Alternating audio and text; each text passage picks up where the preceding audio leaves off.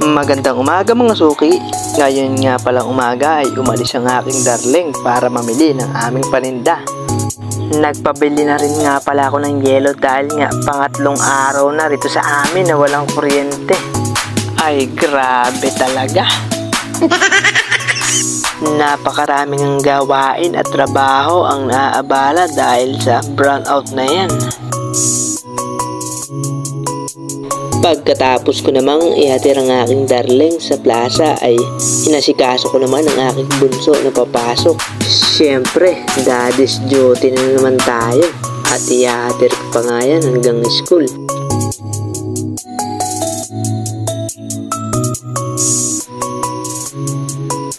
Pagkahatid ko naman sa aking bunso ay diretso naman ako sa aking mga tanim para diligin.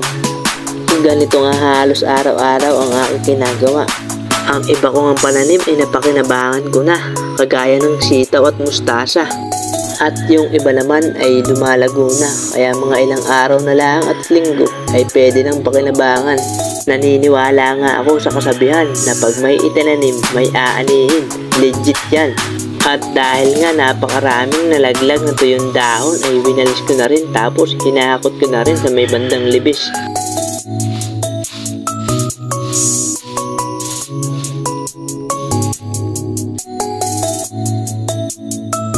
Matapos ko namang makakain ng almusal ay dumiretso na ako sa taas. Kukuha nga pala ako ng kawayan na gagamitin ko sa pagre-repair ng aking bubong sa tindahan. Grabe talaga ang hirap pagkuha ng kawayan lalo na di ka sanay. Dahil napakaraming siit na pwedeng tumusok sa iyong kamay at sa katawan.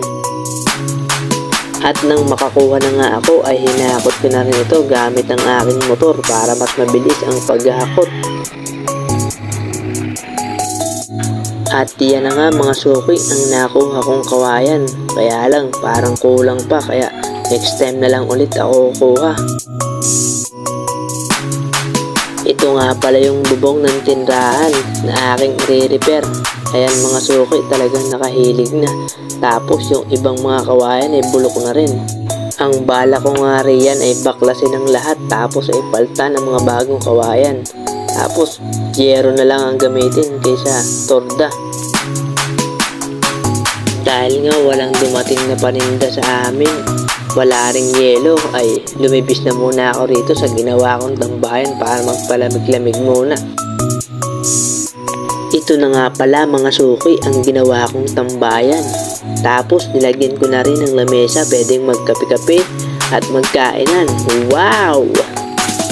Tamang pahangin nga muna ako riyan habang pinanonood ang namimiwas.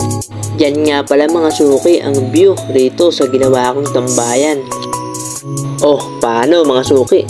Dahil nga galing ako sa gubat ay medyo makati ang pakaramdam ko. Kaya kailangan ko na munang maligo. Hanggang dito na lang muna. Bye-bye!